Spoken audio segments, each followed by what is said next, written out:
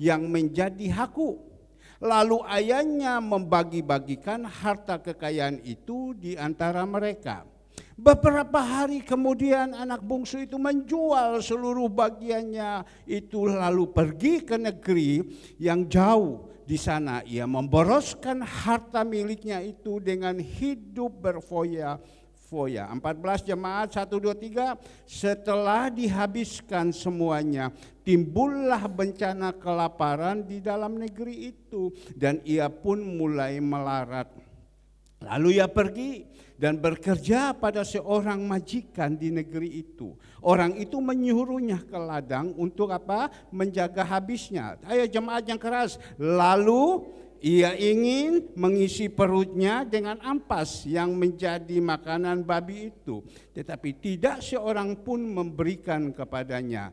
Lalu ia menyadari keadaannya, katanya betapa banyaknya orang upahan Bapakku yang berlimpah-limpah makanannya, tetapi aku di sini mati kelaparan. Aku akan bangkit dan pergi kepada Bapakku dan berkata kepadanya, Bapa, aku telah berdosa terhadap surga dan terhadap Bapa. Aku tidak layak lagi disebutkan anak Bapa. Jadikan aku sebagai salah seorang upahan Bapa. Maka bangkitlah ia, pergilah kepada bapaknya. Ketika ia masih jauh, ayahnya telah melihat. Lalu tergerak hatinya oleh belas kasihan. Ayahnya itu berlari mendapatkan dia, lalu merangkul dan menciumi dia. Kata anak itu kepadanya, Bapa, aku telah berdosa terhadap surga dan terhadap Bapa. Aku tidak layak lagi disebutkan anak Bapa. 22, ayo sama-sama yang keras. Tetapi ayah itu berkata kepada hamba-hambanya, lekas bawa kemari jubah yang terbaik. Pakailah itu kepadanya dan kenakan cincin pada jarinya, sepatu pada kakinya. Nah, sampai di sini dulu Bapak Ibu yang dikasihi Tuhan. Inilah firman Tuhan yang Tuhan titipkan kepada saya untuk saya menyampaikan kebenaran firman ini kepada Bapak Ibu yang dikasihi. Dan pagi hari ini saya percaya firman Tuhan itu adalah Tuhan sendiri. Tuhan itu sangat mengasihi kepada anak-anaknya. Dan Tuhan tahu apa yang menjadi kebutuhan, apa yang menjadi persoalan, apa yang menjadi masalah bagi jemaat-jemaat Tuhan, GBI Surya Kebenaran. Tuhan mau izinkan supaya kita diberikan kekuatan, kita diberikan kesadaran, kita diberikan hikmat, supaya apa yang kita dengar kita bisa melakukannya. Saya percaya tidak semua anak-anak Tuhan mau dengar. Saya percaya tidak semua mau melakukan, tetapi pasti di antaranya masih ada yang mau mendengar, ada yang mau melakukannya. Sebab kita tahu kalau kita melakukan apa yang Tuhan sudah berbicara kepada kita, kita akan melihat, kita akan senantiasa disertai oleh Tuhan. Saya hanya ingat satu, seperti Nuh, kita melihat Kejadian 6 ayatnya yang ke-9. Kejadian 6 ayatnya yang ke-9. Bagaimana daripada Nuh? Inilah riwayat Nuh. Nuh adalah seorang yang benar, yang tidak bercela di antara orang-orang sesamanya. Dan Nuh itu hidup bergaul dengan Allah. Nah, kita belajar juga daripada Nuh. Dia adalah orang yang benar. Dan dia adalah seorang yang tidak bercela di antara orang-orang sesamanya. Dan Nuh itu hidup bergaul dengan Allah. Nah, pagi hari ini juga Tuhan izinkan kepada kita, supaya biar melalui kebenaran firman Tuhan ini kita dijadikan anak-anak yang benar. Nah, pagi hari ini kita belajar tentang pelayanan Tuhan kita Yesus Kristus. Dia berbicara kepada murid-murid pada 2000 tahun yang lalu. Dia berbicara dan dia memberikan contoh dengan perumpamaan. Dia berkata begini, Tuhan Yesus bilang, Bapa mempunyai 2 anak. Dia tidak ngomong anak laki, anak perempuan. Tetapi dia bilang, Bapa mempunyai 2 anak. Coba dikeluarkan. Yesus berkata lagi, ada seorang mempunyai dua anak laki-laki. Ya, mempunyai dua anak laki-laki, bukan laki-laki perempuan. Mempunyai dua anak laki-laki. Saya mempunyai anak laki perempuan. Ya, tapi ada di antara sini mempunyai anak laki-laki. Dua saja, tidak ada siapa-siapa lagi. Bapa. Dan kita tahu siapa itu Bapa. Bapa ini adalah jadi contoh Tuhan kita Yesus Kristus. Bapa adalah juga Bapa yang ada di rumah. Bapa adalah Bapa juga yang ada di gereja. Penatua-penatua, ingat kita belajar minggu lalu, penatua-penatua yang benar, gembala-gembala yang benar, patut apa? Dihormati sebanyak 2 kali lipat. Karena apa? Dia mendidik, dia mengajar, dia membimbing dengan baik. Jadi patut dihormati. Orang-orang tua ya, yang benar juga, kita patut menghormati kepada mereka. Ya, tapi saya percaya orang-orang tua ya, tidak semua benar. Pasti ada yang salah, ada juga yang benar. Seorang gembala, penatua-penatua, ada yang benar, ada yang tidak benar. Tetapi Bapa kita Yesus Kristus yang ada di surga, dia adalah benar, dia adalah sempurna, itu luar biasanya. Tetapi Tuhan kita Yesus Kristus senantiasa mengajarkan kepada kita melalui Rasul Paulus kepada jemaat-jemaat yang ada di Efesus, hormatilah ayah dan ibumu. Ya, hormatilah ayah dan ibumu. Dan kita diajarkan seperti itu. Hormatilah penatua-penatua yang ada di gereja. Hormatilah pemimpin-pemimpinmu. Kita diajarkan seperti itu. Maka itu kita yang dihormati, kita harus belajar Bapak Ibu agar supaya bisa menjadi contoh, menjadi teladan, dan nama Tuhan dipermuliakan.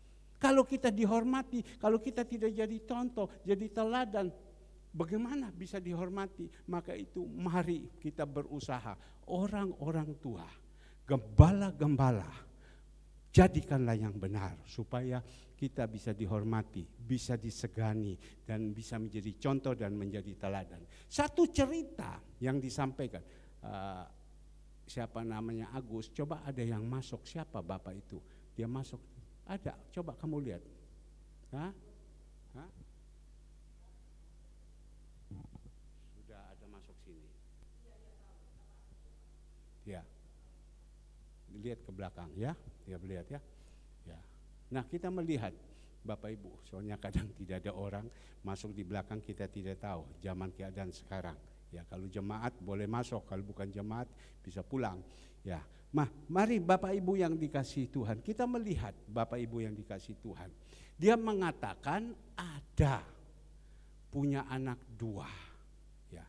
Yang 2 ini, yang bungsu, dia minta kepada bapaknya, Bapak, aku minta warisan. Ya.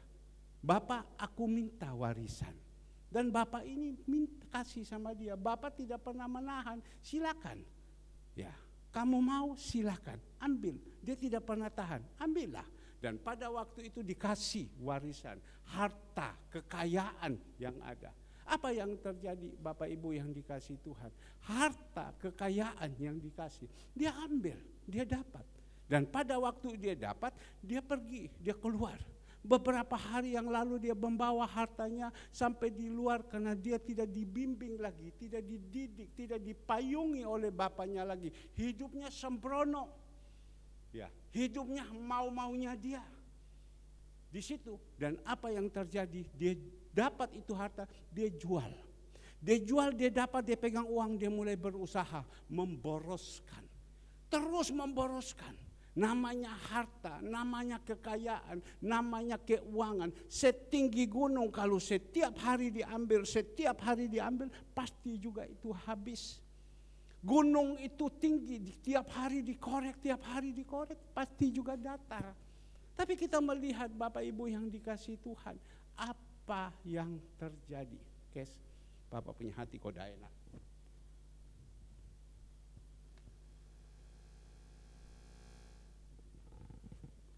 Gak enak hati saya. Jadi di situ kita melihat, ya, apa yang terjadi. Ya, memboroskan semua. Dan pada waktu itu terjadi pemborosan, habislah, sudah tidak ada lagi. Semua sudah tidak ada. Terjadilah kelaparan yang begitu luar biasa. Dan anak ini sudah menjualkan semua harta-harta dia. Apa yang terjadi Bapak Ibu yang dikasih Tuhan? Sudah tidak harta-hartanya semua habis. Apa yang terjadi? Sudah tidak ada lagi. Dan anak ini sudah tidak ada lagi. Dia berusaha mencari makan. Dia berusaha untuk bekerja.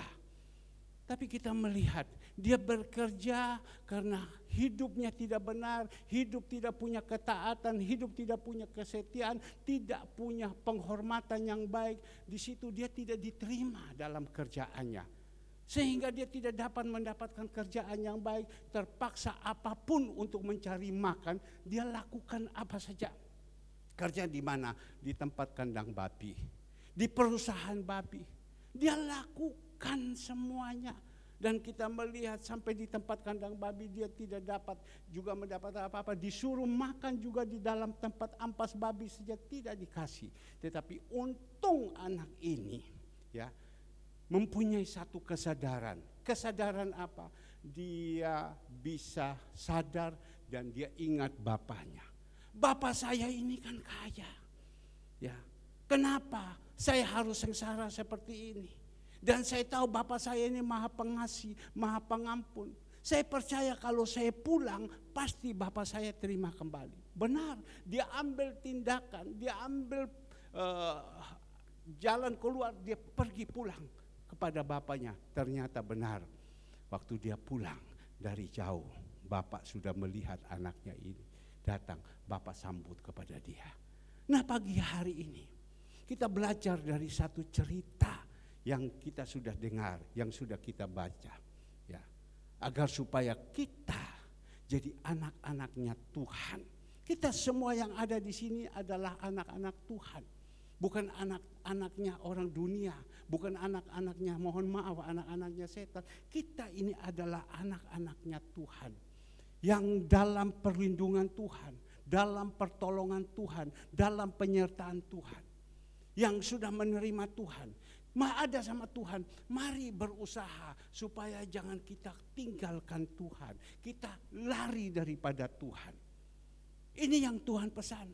Tetapi anak bungsu ini memberikan satu contoh yang tidak baik, memberikan satu teladan yang tidak patut kita ikuti. Karena apa? Dia tinggalkan bapaknya, bahkan dia minta hak. Maka itu pagi hari ini kita jadi anak-anak Tuhan. Kita berusaha. Kita mungkin tidak satu kebetulan kita dipercayakan ada di dalam satu rumah tangga yang dikepalai oleh seorang bapak A, bapak mama B, ya, yang menjaga melindungi kita. Kita bukan satu kebetulan, kita diizinkan di dalam satu gereja, ya, yang digembalakan oleh Bapak Herman. Ya, kita bukan satu kebetulan. Mari, Tuhan sudah izinkan kepada kita yang ada di situ, jangan kita keluar. Jangan kita keluar. Saya ingat Bapak Ibu, kepala sekolah kita ini kalau ada di dalam satu gereja, kita sedang dipayungi oleh Bapa kita, Tuhan kita Yesus Kristus. Siapa Tuhan Yesus Kristus dan wakilnya yang ada di dalam gereja adalah gembala sidang. Sedang memayungi, sedang payung kepada kita. Kalau panas ada payung, jangan kita keluar daripada payung itu. Ya. Artinya apa? Kalau kita keluar daripada payung itu berarti kita jalan sendiri. Seperti anak yang terhilang ini, dia keluar daripada payung daripada Bapa yang ada di surga ini. Dia keluar, dia minta. Bapa itu tidak pernah memaksa. Terserah kamu mau minta, silakan. Tuhan kita Yesus Kristus tidak pernah memaksa. Kita ingat di dalam Wahyu 3 ayat 20. Tuhan bilang, aku berdiri di depan. Aku ketuk, kalau kau buka, aku masuk. Tapi kalau kau ketuk, kami ketuk. Kau tutup hati, kami tidak masuk. Tapi Tuhan pesankan kepada kita, jangan sampai ya kita jadi anak-anak Tuhan yang sudah di dalam pengembalaan.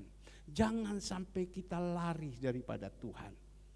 Dan minggu yang lalu kita belajar tentang apa? Tentang pemimpin yang benar. Tentang pemimpin yang benar. Tentu kalau kita melihat Tuhan kita Yesus Kristus, dia sudah sempurna. Selama 33 tahun setengah, selama pelayanan 3 tahun setengah, tidak pernah kita melihat ada kesalahan daripada Tuhan kita Yesus Kristus. Tetapi kalau ada gembala-gembala yang wakilnya Allah, yang ada di dalam dunia ini, dia masih punya kesalahan. Karena masih hidup di dalam kedagingan. Dia masih, tetapi kita harus melihat kesalahan-kesalahan itu banyak apa sedikit. Bagaimana kepedulian dia, bagaimana hati dia, bagaimana perhatian dia kepada domba-dombanya. Firman Tuhan bilang di dalam Yohanes 10 ayat 11, akulah gembala yang benar. Gembala yang benar adalah Tuhan kita Yesus Kristus. Ya, dia memberikan nyawanya kepada domba-dombanya. Ya, tapi juga ada gembala upahan. Gembala upahan itu dia melihat waktu domba-dombanya pada gemuk-gemuk, dia suka dekat. Tapi domba-dombanya sudah kurus, ada masalah lagi, dia lari. Karena apa? Dia bukan gembala yang benar. Tapi kalau gembala yang benar, nyawanya dia berikan. Dia perhatikan semuanya. Maka itu Bapak Ibu yang dikasihi Tuhan, kita belajar dari kebenaran firman Tuhan yang Tuhan taruh di dalam hati saya untuk menyampaikan. Saya merenungkan, Tuhan minggu lalu kau izinkan saya menyampaikan penatua-penatua benar, kita patut menghormati dia 2 kali lipat. Ya. Maka itu kita jadi orang harus jadi benar. Saya juga jadi gembala di sini, saya berusaha juga apakah saya ini benar apa tidak. Saya senantiasa introspeksi diri. Sebab saya tahu kalau saya sebagai gembala saya tidak benar, saya akan hilang dari peredarannya Tuhan. Ya, maka itu saya berusaha jadi umat pilihan Allah sebagai seorang gembala. Saya berusaha supaya saya harus jadi benar. Nah, pagi hari ini kita melihat bagaimana orang yang tidak dalam penyertaan Tuhan, tidak dalam payungnya Tuhan, kehidupannya sudah tidak benar. Saya tadi pagi, saya tiba-tiba saya ingat kurang lebih jam 4:30. 4:30 tiba-tiba saya ingat kepada anak-anak saya. Jujur, sekarang mungkin dia ada sedang ikut streaming. Ya, karena saya seorang bapak, saya harus ingat kepada dia. Siapa? Ada 2 anak yang saya ingat. Noldi dan anaknya Bu Retno, saya lupa lagi. Lindung. Saya ingat tiba-tiba 2 anak ini. Tuhan, kenapa kok saya bisa ingat Noldi? Ya, kenapa saya bisa ingat Lindung? Kepada yang lain-lain kenapa saya tidak ingat? Saya tahu yang lain-lain sudah ingat, mungkin mereka sudah jalan yang baik. Tetapi saya sebagai bapak, saya harus menasihati mereka. Saya harus menegur mereka.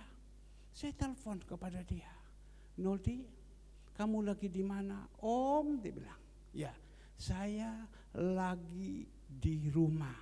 Oh, lagi buat apa Om? Ya, lagi biasa, siap-siap Om. Sebentar mau ikut streaming. Streaming di mana? Streaming ya di Surya Kebenaran. Karena saya di Kupang jam 9 ibadah, tapi sebelumnya saya di sini jam 7 saya streaming dulu. Selesai, baru saya pergi ke sana. Oh ya baik.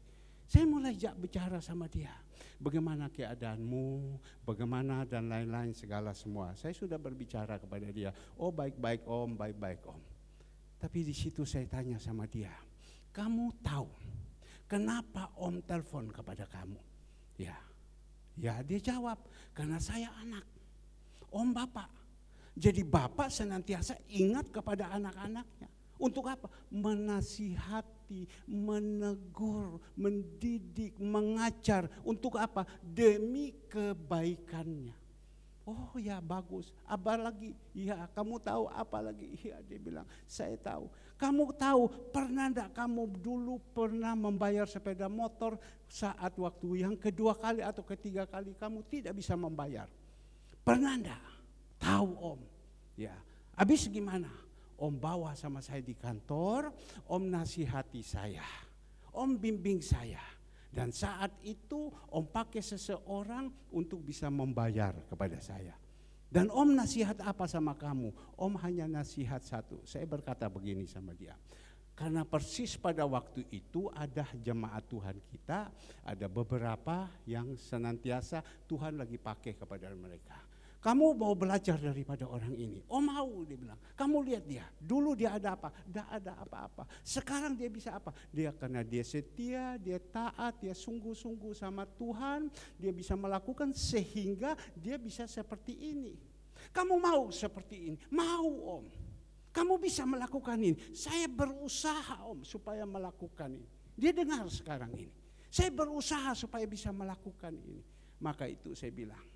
Om pernah bernubuat di atas mimbar. Satu saat engkau akan menjadi pemimpin di daerah NTT sana. Kau punya bapak katakan amin. Dan engkau katakan amin. Sebelum engkau jadi pemimpin, engkau diizinkan dulu belajar dari bawah. Bagaimana kehidupanmu, kesetiaanmu, kesungguhanmu dan lain-lain. Itu dasarnya dulu. Seperti apa yang saya katakan. Yusuf bisa naik menjadi wakilnya Firaun selama 13 tahun. Dia diizinkan diproses itu dari bawah. Dia setia dari bawah dengan ucap syukur. Dia setia, dia taat, dia lakukan. Dan satu saat 13 tahun akhirnya waktu dia ada di penjara. Tuhan bisa angkatkan kepada dia. Kenapa 13 tahun? Dia dibuat satu fondasi. Dibuatkan satu dasar yang baik. Ya benar Om, oke. Apa yang Om mau ngomong sama kamu yang mau menasihati? Dia jawab kepada saya. Ya, apa? Saya belum kembalikan uangnya Tuhan. Dia ngomong, saya belum mengembalikan uangnya Tuhan. Hebat kau. Om bukan mau apa, Om hanya didik sama kamu. Ya memang tidak besar. Ya paling 100-200 ribu. Saya belum mengembalikan uangnya Tuhan. Kenapa kamu belum mengembalikan? Padahal itu kecil saja, kenapa? Dan dia jawab kepada saya, iya Om, soalnya saya belum gajian. Oh sudah, saya bilang, kalau engkau belum gajian, itu berarti engkau tidak salah. Tetapi kalau engkau sudah gajian, tapi kau tidak mengembalikan apa yang menjadi miliknya Tuhan, itu engkau salah. Saya tahu Om.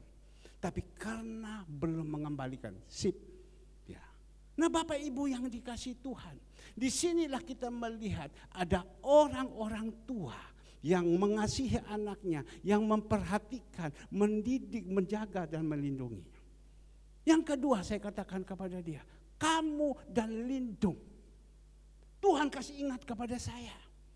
Dan saya waktu itu selesai mau telepon kepada Lindung untuk menasihati, mendidik, mengajar kepada dia. Dia masuk di dalam gereja bersama ibunya. Pada waktu saya ngomong, mamanya langsung jawab, Pak belum gajian. Saya bilang, Bu gak usah ikut-ikut, anak ini kita didik. Bagus, seorang ibu yang benar, dia didik anak-anaknya. Nah, kalau engkau mau jadi orang yang sukses, kau belajar di dalam segala segi hidup, di dalam kesetiaan yang dari awal. Kau setia yang kecil, Tuhan akan percaya kau yang besar. Jadi mamanya, iya Bu, iya Pak, sudah Bu, ibu bagus, ibu mendidik, ibu punya anak. Jadi dia punya anak ngomong, iya saya belum gajian. Bagus saya bilang. Ya. Maka itu Bapak Ibu yang dikasih Tuhan, ada orang-orang tua. Kalau melihat anak-anaknya, ya, kalau melihat anak-anaknya mereka jalan salah, bukan berupa uang perpuluhan saja, tidak.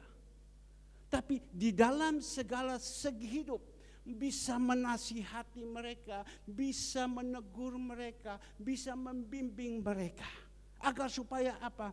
Mereka bisa menjadi orang-orang yang benar. Maka itu kita juga jadi anak-anak Tuhan, jadi pemimpin, jadi bapak, jadi orang tua. Jadilah contoh, jadilah teladan. Bukan kita bisa menasihati saja, mendidik saja, tapi kita sendiri tidak bisa menjadi contoh. Jadilah contoh, jadilah teladan. Tapi kita mengerti firman Tuhan. Anak bungsu ini dia lari dari payungnya Tuhan. Dia sudah tidak mau dekat lagi sama Tuhan. Dia sama Bapa, dia jauh, dia lari. Tapi kita melihat Yeremia 17 ayatnya yang ke-13. Yeremia 17 ayatnya yang ke-13. Ya pengharapan Israel Tuhan. Semua orang yang meninggalkan engkau akan menjadi malu. Jadi kita ini jangan sampai meninggalkan Tuhan. Jauh daripada Tuhan. Jauh dari kepercayaan Tuhan kepada kita akan diizinkan menjadi malu. Ini ayat ya dan amin. Ya pengharapan kita adalah Israel. Tuhan, semua orang yang meninggalkan engkau akan menjadi malu. Saya berdoa kepada Bapak Ibu yang dikasihi Tuhan. Saya percaya Bapak Ibu tidak meninggalkan. Pak, saya tidak meninggalkan. KTP saya masih tetap Tuhan Yesus. Di dalam hati saya masih ada dalam Tuhan Yesus, saya tahu. Ya, tetapi untuk bapak mau datang saja ke gereja, atau ibu mau datang ke gereja, atau anak-anak mau datang ke gereja, itu sudah susah. Itu berarti sudah meninggalkan Tuhan. Berarti kita sudah meninggalkan Tuhan, payungnya sudah keluar. Ya. Kita sudah meninggalkan apa yang Tuhan percayakan kepada kita. Di dalam pelayanan-pelayanan, itu berarti payungnya sudah keluar. Sebab kita tahu kalau kita sudah dipercayakan untuk melayani segala semua kita tinggalkan, Tuhan tidak senang. Sehingga apa yang dituliskan oleh Nabi Yeremia, Yeremia 48 ayatnya yang ke-10. 3 minggu yang lalu saya sampaikan pada sore hari. Yeremia 48 ayat 10, terkutuklah orang yang melaksanakan pekerjaan Tuhan dengan lalai. Ya, kalau bisa anakku udah usah keluar, kita dengar firman. Ya, terkutuklah orang yang melalaikan. Ada berapa banyak orang melalaikan? Mereka melayani, mereka berpikir. Ya, mereka melayani ini melayani manusia. Mereka berpikir, mereka melayani ini melayani manusia. Saudara Andre, saya ajar sama dia. Kamu pergi ke sana. Ingat ya, waktu pulang kamu dikasih angpau, kamu tolak. Ya, kamu tolak. Tidak usah kamu ambil. Barusan juga dia dipercayakan menyampaikan saat di gereja di Lebak Arum. Dikasih angpau, tolak. Saya bilang, karena apa? Kau melayani untuk Tuhan. Tapi waktu dia tolak, orangnya ngomong, gereja kamu kan ada memberikan kepada anak yatim, anak orang-orang janda dan lain-lain. Sudah, masukkan untuk ini. Oh ya, kalau memang macam itu, oke. Dia ambil, dia masukkan, dia kirimkan ke rekeningnya gereja untuk perusahaan ini, untuk ini anak yatim dan panti werda. Ya, karena itu untuk Tuhan. Tetapi kalau kita melayani hanya motivasi hanya cari itu repot. Maka itu kita perlu ajar kepada anak-anak kita. Kesimpulan pagi hari ini Bapak Ibu, mari kalau kita mau agar supaya hidup kita itu senantiasa disertai, dijaga dan dilindungi Tuhan. Bahkan janji-janji Tuhan akan tergenapi di dalam kehidupan kita. Jangan kita lepaskan Tuhan dalam hidup kita. Pak, saya tidak lepaskan. Bapak Ibu ada di mana? Ada di payung mana? Sekarang gereja-gereja mereka tidak perlu tahu lagi. Pokoknya siapa saja orang-orang kaya mereka ambil, mereka ambil, mereka ambil, mereka ambil, mereka ambil. Ya, mereka tidak peduli. Ya, yang penting bisa mencukupi kebutuhan-kebutuhan mereka. Ini sekarang ini dosa akhir zaman. Ini adalah dosa akhir zaman. Coba kalau seumpama ada jemaat yang susah dan lain-lain, mau mereka turun? Gak mau, kecuali mungkin orang-orang kaya. Saya tahu ini jemaat, ini dengan ini firman Tuhan ini masuk di dalam YouTube. Saya senang Ya, kalau ada gembala-gembala yang dengar khotbah saya, kalau ada gembala-gembala yang dengar, saya senang. Maka itu Bapak Ibu yang dikasihi Tuhan, mari kita ini harus mengerti firman Tuhan. Maka itu Markus 12 ayat 24, umatku binasa karena tidak mengerti isi Alkitab. Kita harus mengerti isi Alkitab, kita harus tahu dan kita lakukan. Tetapi Ibrani 10 ayat 26, Ibrani 10 ayat 26 dikatakan di sini, sebab jika kita sengaja berbuat dosa sesudah memperoleh pengetahuan tentang kebenaran, maka tidak ada lagi korban untuk menghapus dosa itu. Kita jemaat-jemaat Tuhan ini adalah orang-orang yang sudah mengerti firman Tuhan. Ya, sudah mengerti. Tapi kalau kita mengerti, kita tahu, kita lakukan ini, tidak ada ampun. Kalau Tuhan sudah mengatakan firman Tuhan tidak ada ampun, kita jalan itu kepala di bawah, kaki di atas. Ya. Tapi pagi ini Tuhan ajarkan kepada kita tentang anak yang terhilang. Ya. Kenapa dia terhilang? Kita melihat karena dia lepas dari payungnya Tuhan. Dia tinggalkan Tuhan. Kasih karunia yang sudah berikan, yang berharga di dalam kehidupannya, sudah tidak ada lagi. Dia kejar itu di dalam dunia. Nah, kita melihat orang yang mengejar di dalam dunia seperti ini. Dikatakan di dalam ayat 12, kata yang bungsu kepada ayahnya, Bapa, berikanlah kepadaku bagian harta milik kita yang menjadi hakku. Lalu ayahnya membagi-bagikan harta kekayaan itu di antara mereka. Berapa banyak sekarang anak-anak muda, berapa banyak anak-anak Tuhan, berapa banyak di dalam akhir zaman ini, semua yang melihat kaya, harta. Mereka kan hanya melihat, wah ini kaya, ini hartanya banyak dan lain-lain. Kepingin seperti itu. Ya, kepingin seperti itu, tidak usah. Jangan kita harapkan itu manusia. Kalau kita mengharapkan manusia itu kita akan kecewa. Hari kami saudara Alfred sampaikan di dalam doa malam, kalau kita harapkan manusia itu kita akan kecewa. Lebih baik kita harapkan Tuhan. Dah gampang loh mengharapkan Tuhan. Kalau rohani kita yang tidak bagus, kita harapkan Tuhan, kita bingung. Seperti contoh, kita setiap hari memberikan makan kepada panti. Ya, memberikan makan itu membutuhkan dana banyak.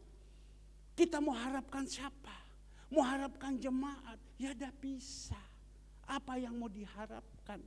Sebentar Bapak Ibu punya semua yang dikumpulkan ini, dan kita akan kembalikan kepada dapur-dapur yang bekerja. Ya. Mau harapkan siapa lagi? Tidak ada. Tapi Tuhan bilang harapkan Tuhan. Ya. Memang dasarnya tidak ada kita harapkan. Tetapi kerohanian kita bagus, kita bisa tahu, ya kita harapkan sudah sama Tuhan, kita jalankan saja hidup ini. Terbentur Tuhan pasti buka jalan, terbentur pasti Tuhan buka jalan, asal hidup kita ini berkenan kepada Tuhan. Asal jalan kita ini ada di dalam relnya Tuhan. Saya mengalami setiap hari kemuliaan demi kemuliaan, kemuliaan demi kemuliaan. Sekali lagi, saya mengalami hidup ini kemuliaan demi kemuliaan, kemuliaan demi kemuliaan. Arti apa kemuliaan? Mujizat demi mujizat, mujizat demi mujizat.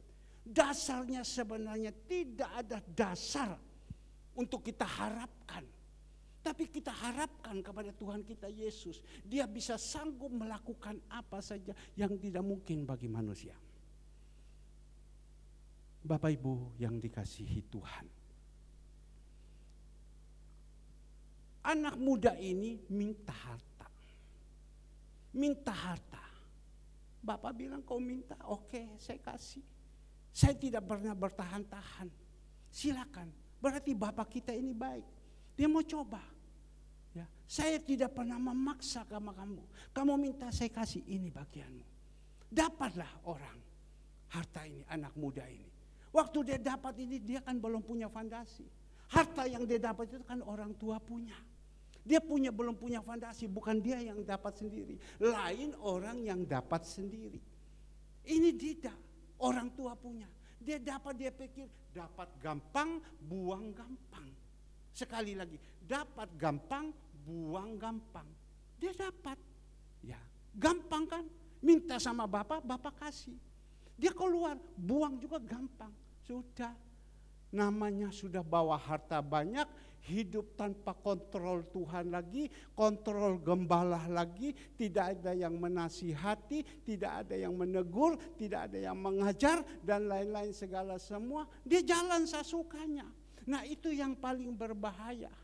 Orang kalau sudah jalan sesukanya, apalagi orang yang tidak mau dinasihati, sudah tidak mau ditegur lagi, karena saya ini adalah orang yang hebat. Wah itu paling bahaya. Ya, paling bahaya. Maka itu orang itu jadi harus tahu senantiasa pakai ilmu padi. Padi tambah mengisi, tambah tunduk. Tambah mengisi, tambah tunduk. Pakailah ilmu padi. Ilmu padi itu mau senantiasa rendah hati. Dinasihati bisa terima, ditegur bisa terima, dan lain-lain. Saya senang sekali. Saya berbicara tadi dengan anak Noldi. Noldi, ya, Om nasihati kamu. Kamu jangan marah ya. Oh tidak Om, dia bilang. Aku udah kapok Om. Dulu waktu Om nasihati sama saya lawan sama Om. Tapi waktu itu Tuhan izinkan sama saya dimasukkan di dalam etalasi. Loh etalasi di mana? Kok masa Om masuk di etalasi? Iya di DR Sutomo Om. Itu kan namanya etalasi. Di sebelah kiri kanan itu orang mati semua dia bilang. Saya ini sudah tidak ada harapan lagi. Nah disitulah saya melihat pagi ini wa inna lillahi rajiun, siang wa inna lillahi rajiun. Terus saya berpikir kapan giliran saya. Sudah Om, tidak lagi. Kapok.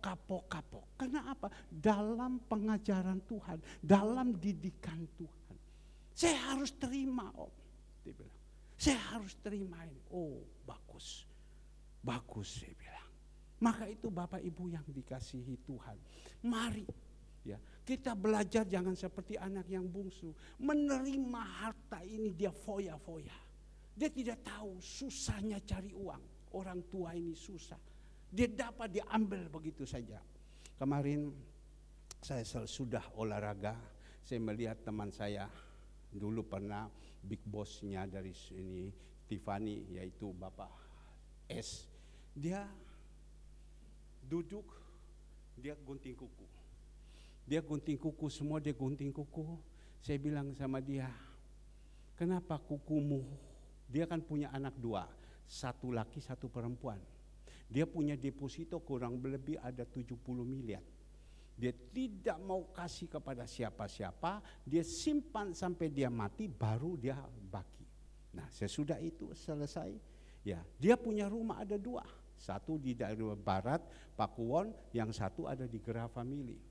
Rumah besar, tapi di situ Bapak Ibu selesai celana dia cuci sendiri, semua dia cuci sendiri, kuku dia potong sendiri. Saya ingat dulu almarhum Bapak Samuel Cicu ini, ya dia ngomong, saya punya anak mantu. Dulu kalau sudah sore-sore atau malam duduk di pinggir, papa punya kuku digunting, betul ya Cicu ya, digunting. Engkau ini sekarang kok gunting sendiri. Gimana mantumu, dia bilang. Bagaimana mantumu kau dah gunting kuku kamu? Apa yang dia jawab sama saya? Dia punya istri kan sudah sakit. Ya, sakit Parkinson selama kurang lebih 20 tahun di atas ranjang, tidak bisa berbuat apa-apa. Dia hanya ngomong begini sama saya. Iya, dia bilang kamu boleh omong sama saya karena istrinya rodo cau, jelek sifatnya. Pernah kami ketemu, jelek sekali sifatnya. Dia hanya ngomong begini sama saya, ya Pak Herman, dia bilang, Pak Herman ngomong begitu. Ya, nanti Pak Herman lihat, Pak Herman punya anak, Andre. Ya, saya terang-terangan, Andre, nanti kalau sudah menikah, kira-kira istrinya mau datang potong kukunya Pak Herman. Mau datang urus sama Pak Herman. Mau enggak? Coba tanya dulu sama Andre. Tapi Catherine sudah pergi. Ya, coba tanya dulu. Ya. Tapi saya bilang dalam nama Tuhan Yesus, saya tidak suruh potong kuku saya, ya, tetapi mantu bisa menghormati orang tua. Ya, Jadi dia bilang, coba Pak Herman kan punya anak Andre, sekali kelak nanti sudah menikah, bisa apa tidak? Ya. Maka itu dia bilang, saya ini tidak bodoh. Saya begini-begini, saya potong saya punya celana, saya cuci sendiri, semua saya simpan di sini. Istri saya sudah tidak bisa berbuat apa-apa. Saya sudah tidak bisa berharap dengan mantu saya lagi. Anak saya sudah tidak bisa berharap. Saya hanya berharap kalau saya mati terserah harta saya, kamu mau apakan terserah. Tapi kalau saya masih hidup, saya pegang betul-betul. Ya. Tapi kita belajar. Kalau kita masih ada di dalam naungan Tuhan, di dalam payungnya Tuhan, dalam pengajaran-pengajaran ini, kita tahu. Karena Tuhan mengajarkan kepada kita. Efesus 6 ayatnya yang pertama. Coba kita lihat. Efesus 6 ayatnya yang pertama. Efesus 6. Hai anak-anak, taatilah orang tuamu di dalam Tuhan. Karena haruslah demikian. Yang kedua kita melihat, hormatilah ayah dan ibumu. Ini adalah suatu perintah yang penting seperti nyata dari janji ini. Ini hormat tentang orang tua itu sangat penting. Penting sekali. Ya, orang tua sudah mendidik kita, menjaga, melindungi kita. Saudara Alfred barusan dia saksi waktu dia doa malam. Baru anaknya lahir, tengah malam nangis. Dia harus bangun, dia harus urus. Dan dia tanya kepada mamanya, "Ma, saya juga dulu begini." Mamanya bilang, "Kamu juga dulu begini." Habis itu, ya mama sudah harus urus. Mohon maaf harus menyusui engkau. Papa bagaimana? Ya papa juga ada.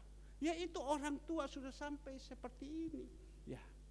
Maka itu kita harus menghormatilah ayahmu dan ibumu. Ini adalah suatu perintah yang penting seperti yang nyata dari janji ini.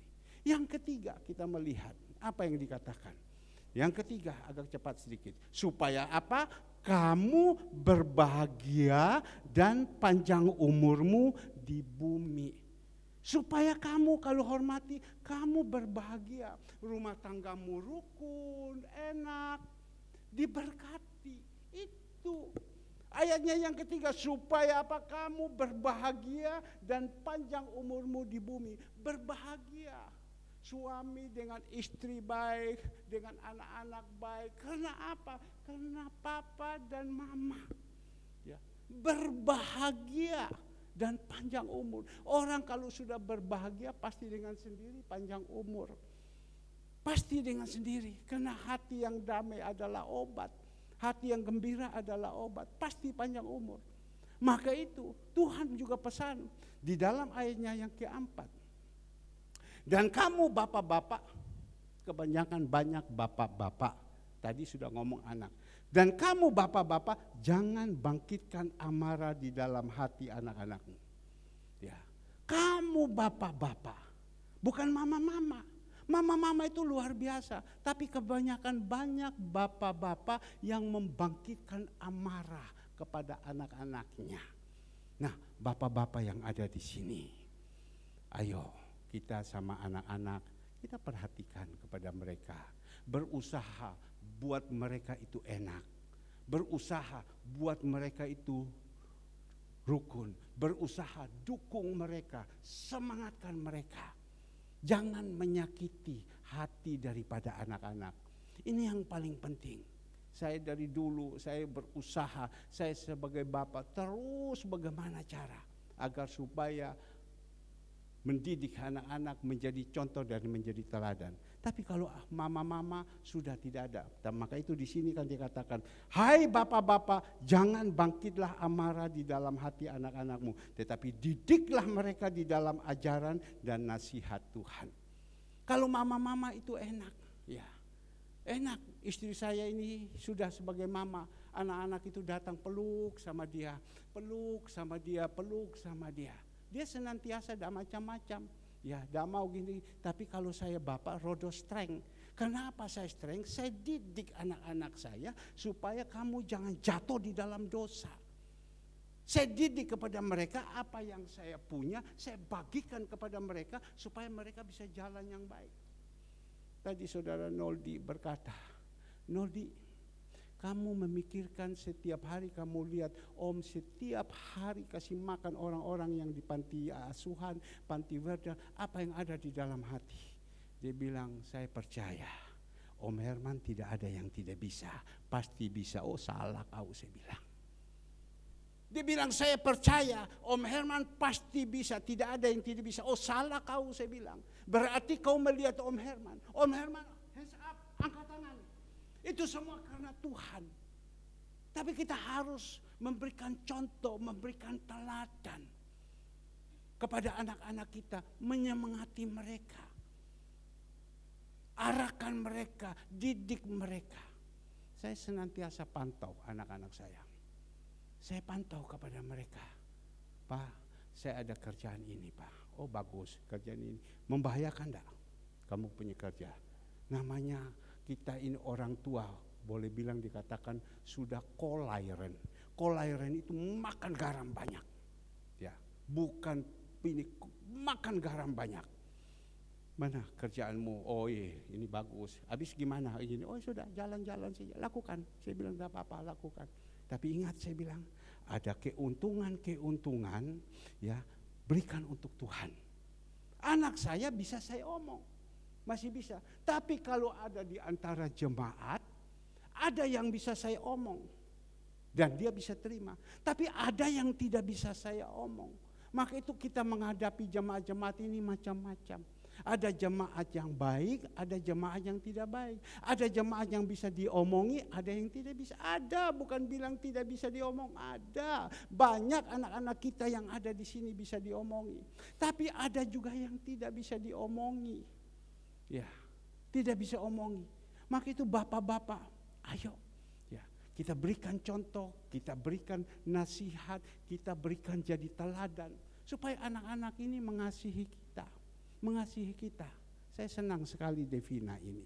Ya, saya senang sekali ini Tiffany. Yang lain-lain juga saya senang semua.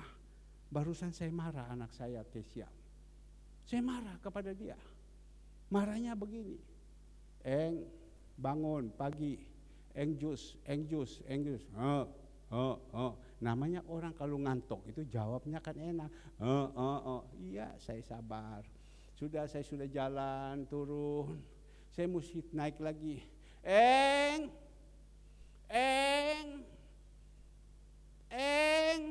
Dia jawab. Ya.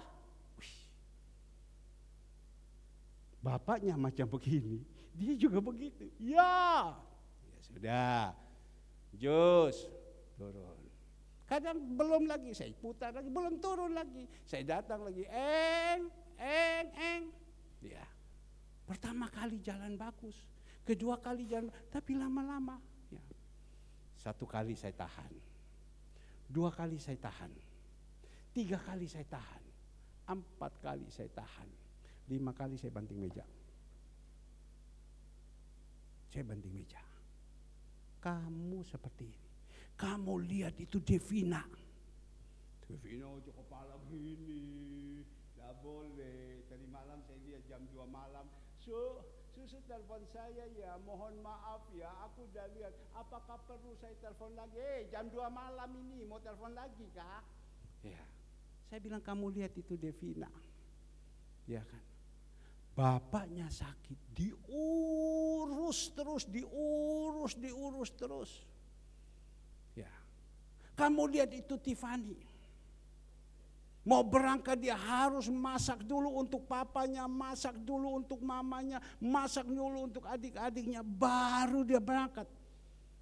Kamu lihat lagi yang lain-lain, saya belum melihat. Masak dulu semua. Kamu ini hanya suruh bikin jus saja susah. Bagaimana? Papa ini kurang apa untuk kamu? Ini kan saya bongkar. Papa ini kurang apa sama kamu? Saya punya anak-anak semua saya siapkan kepada mereka. Guys, kamu ini. Mau apa kamu? Ayo. Saya tetap bukan main uangnya, tidak. Tetapi saya berusaha jadi bapak. Tapi kenapa papa sudah buat macam begini? Kenapa kamu macam begini? Mamanya diam. Dah ikut. Ya Pak, saya salah. Ya sudah, saya bilang. Kamu lihat contoh, lihat itu Devina, lihat itu Tiffany, lihat itu Novi. Kamu lihat contoh, lihat itu Atalia yang sudah berumah tangga. Kamu ikut contoh, kenapa begini? Jadi sekarang sudah bagus.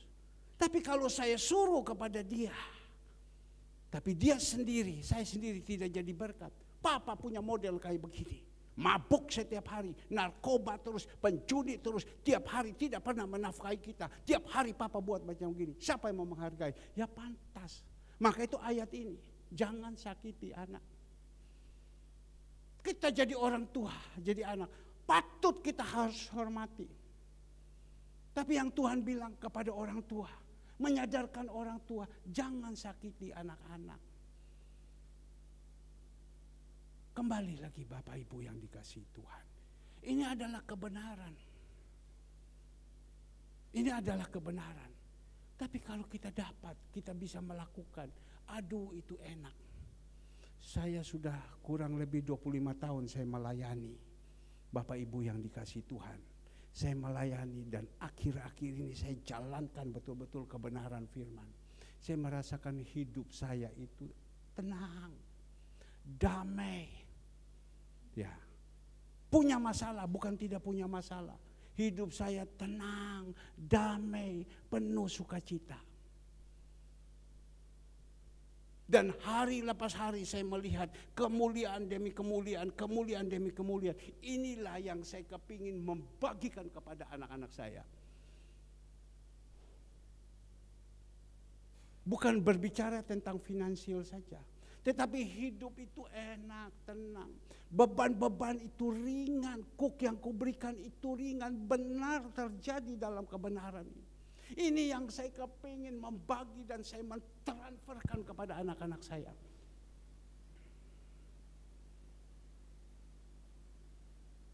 Maka itu Bapak Ibu, mari. Apa yang dikatakan? Jangan kita ikut daripada anak yang bungsu ini. Dia lari. Dia jual semua dia punya. Harta seberapa banyak engkau punya. Kalau engkau tidak disertai sama Tuhan, pada hakikatnya pasti sekali kelak engkau mati. Berapa banyak setinggi gunung, apa hartamu pasti habis.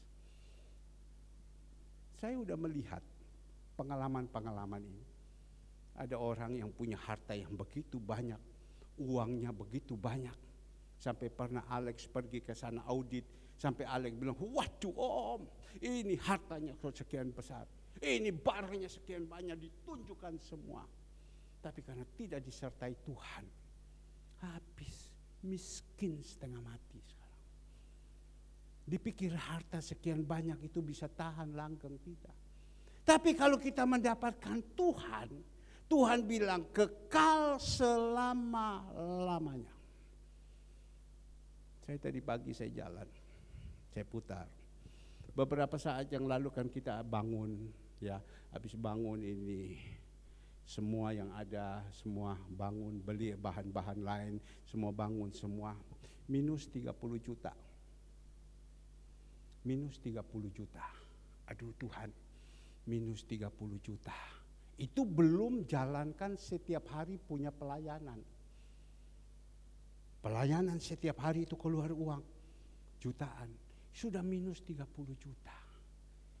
Saya tadi pagi dengan setiap hari keluar pengeluaran yang begitu banyak, hati saya damai, hati saya tenang. Saya hanya ingat, iya ya, si A saya masih utang 4 juta. Si B saya masih utang 2 juta, 2 juta 760. Itu saja. Tidak ada lagi. Tuhan, kau sudah tutup Tuhan. Semua. Saya kaget. Ini bukan soal omong uang. Ya. Oh si A masih utang 4 juta. Karena waktu itu bank pembangunan habis 40 lebih juta. Si B sisa 2 juta 700 lebih. Mau tutup sekarang bisa tutup. Tuhan sudah siapkan. Saya kaget, iya ya. Dari dasar mana bisa ada itu kalau bukan Tuhan? Sekali lagi, dari dasar mana bisa ada ini kalau bukan Tuhan? Maka itu saya bilang, mari kita ada di dalam pelukan Tuhan. Kita ada di dalam payungnya Tuhan. Sebab firman Tuhan mengatakan, engkau kumpul orang jahat, engkau akan jadi jahat. Kau kumpul orang baik, engkau akan jadi baik. Maka itu saya terus berusaha, anak-anak saya. Kemarin datang sore ikan 1.000 sekian ekor. Ada di dalam hati saya harus memberkati anak-anak saya. Biar sampai mereka bosan, saya harus memberkati mereka. Ambil. Datang lagi kemarin jeruk yang dikirim sore-sore. Saya panggil mereka, ayo kamu datang ambil. Ambil ini, ambil ini, ambil ini. Ya. Karena apa? Saya tahu itu dari Tuhan. Kirimkan kepada gembala. Dan gembala turunkan berkat. Kemarin saya berbicara dengan seorang pengusaha, dia ada di Melbourne.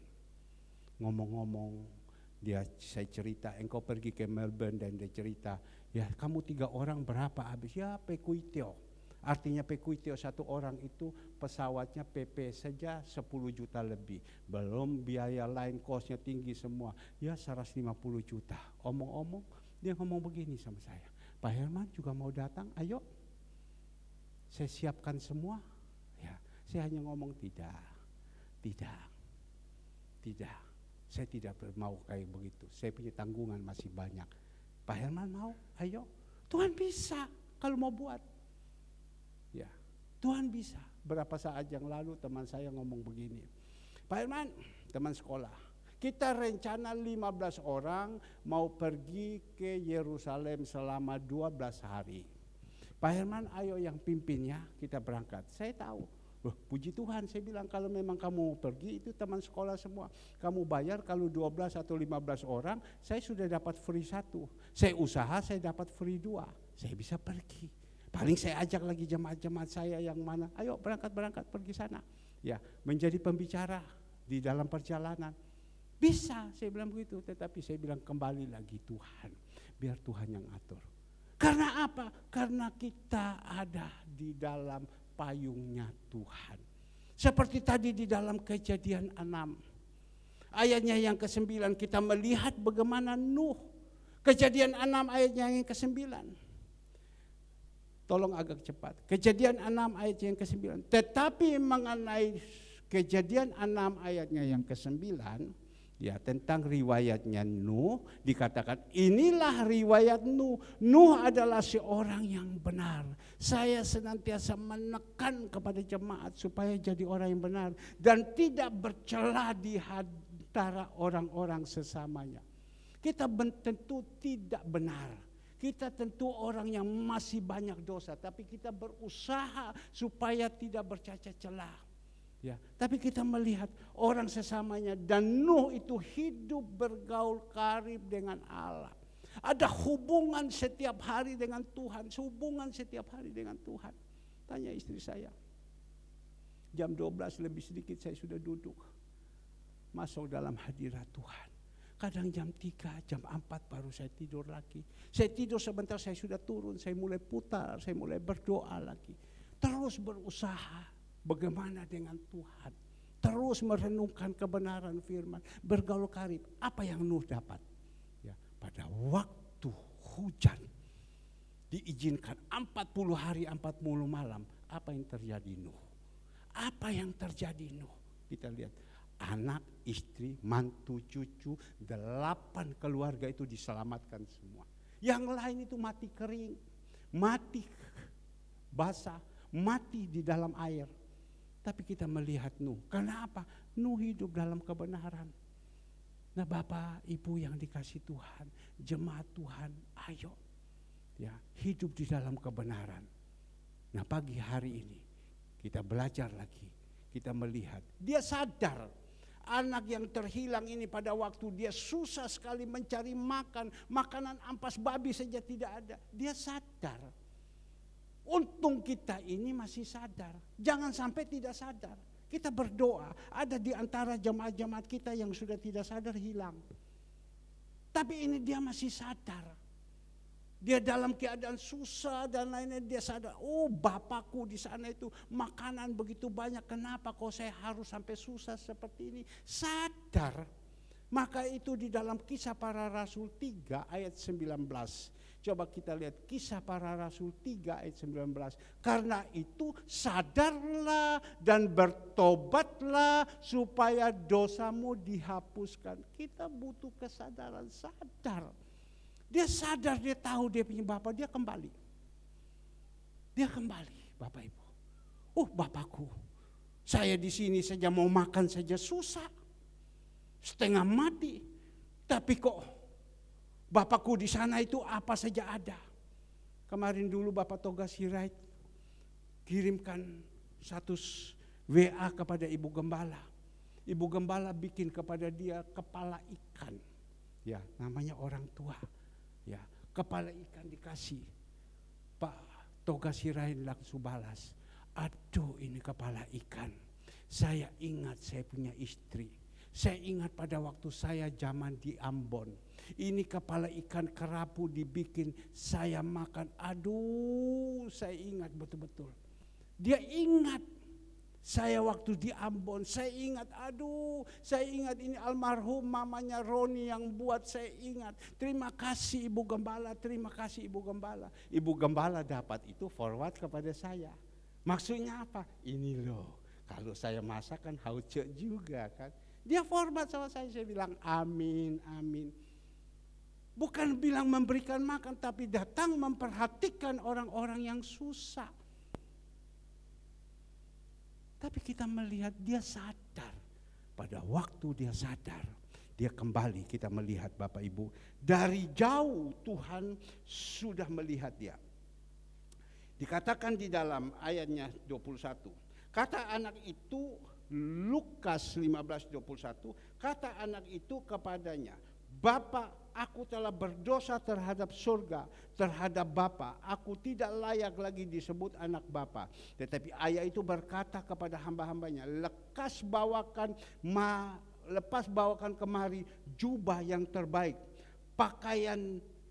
Pakaikanlah ia kepadanya dan kenakanlah cincin dan jari dan sepatu pada kakinya. Orang kalau sudah berbuat dosa, dia bilang aku sudah berdosa sama Bapa, aku sudah berdosa kepada surga. Karena dia meninggalkan Bapa. Jadi orang yang meninggalkan Bapa itu berdosa kepada Bapa di surga, berdosa juga kepada surga. Jadi pasti sudah kalau dia tidak mau kembali, itu surga yang kekal bukan milik dia. Kita perlu tahu, dia kembali. Saya berharap firman Tuhan ini bisa menjadi berkat. Dia kembali. Pada waktu dia kembali dari jauh, Bapa itu senantiasa sudah mengulurkan tangan. Marilah hai anakku, kamu udah capek ya. Marilah anakku, marilah anakku. Datang. Dari jauh Bapa sudah melihat, diperintahkan Bapa ini kan berkuasa. Ambilkan jubah yang teristimewa. Bapa ini kan punya kuasa. Dia punya stok jubah-jubah itu banyak. Kemarin Ibu Andreas bilang, Pak, kami ini di rumah baru banyak sekali minuman Miraik, minuman air minum banyak sekali Pak. Mau ya bawa, saya bilang ke gereja, tidak apa-apa air minum, bawa saja. Nanti Pak, nanti sore saya datang dengan mobil, saya bawa kasih penuh. Banyak, stok banyak minuman di situ. Tapi kita melihat Bapa di surga stok jubah itu banyak. Jubah kemuliaan. Dia perintahkan bawa jubah itu. Kenapa? Anak itu sudah pulang. Tapi dia pulang dalam penderitaan, dalam kesusahan, itu bagus. Kalau kita mendapatkan harta banyak tanpa susah, mendapatkan langsung berfoya-foya, itu tidak baik. Tapi dia pulang dalam keadaan susah, itu bagus. Saya ini pulang sama Bapa dalam keadaan susah, saya susah sekali. Dan saya tahu ini sekarang ini karena Tuhan, pulang dia. Apa yang Bapak kasih? Jubah kemuliaan. Ya, coba kita kalau jadi manusia, emper-emperan ada di pinggir jalan. Mau pakai baju yang bagus, semua bajunya tidak bagus. Tapi ini jubah kemuliaan Tuhan kasih kepada dia. Kalau kita sudah berbuat dosa, dosamu merah seperti kermisi, apapun kita sadar kita mau kembali, itu membutuhkan kerendahan hati.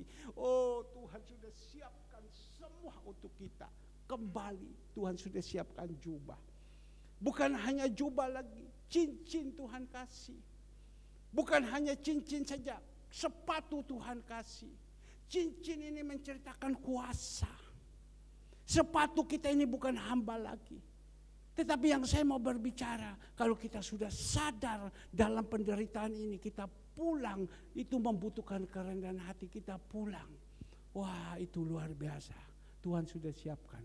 Saya tidak perlu berbicara tentang anak sulung yang ngomel-ngomel. Sudah, biarkan saja itu anak sulung, dia boleh ngomel. Tetapi kalau kita sudah pulang, datang ketemu dengan Bapa, Bapa itu sudah siapkan kepada kita yang terbaik. Maka itu pagi hari ini kita renungkan baik-baik. Saya tutup dengan satu kesaksian. Saya tahu Bapak Ibu sudah tahu cerita ini. Satu saat waktu saya sekolah Alkitab, saya sebelumnya sekolah, saya sudah berbicara dengan kepala sekolah. Om, hari Kamis saya tidak bisa, karena saya dipercayakan ada gereja mengembalakan. Jadi hari Kamis ada doa malam. Kalau bisa Om, ini doa malam ini saya pray satu hari sekolah. Ya, jadi ya. Bijaksana dia bilang oke. Apa yang terjadi? Saya jalankan. Dan satu saat saya diberitahukan dengan ketua kelas. Bro Herman, pesan dari Om bahwa tidak boleh lagi hari Kamis. Kamu tetap harus stay sekolah. Wah, saya bilang tidak bisa, soalnya ini hari Kamis ada doa malam. Pokoknya tidak bisa. Ya, saya diam saja. Saya ikut bandel. Bandel kan? Itu kan kadang manusia. Ya, saya bisa kok. Saya sudah ada gereja kok. Tidak mau ya sudah, bandel saya. Saya tidak mau. Saya tetap jalan. Satu saat saya dipanggil sama kepala sekolah, omong begini.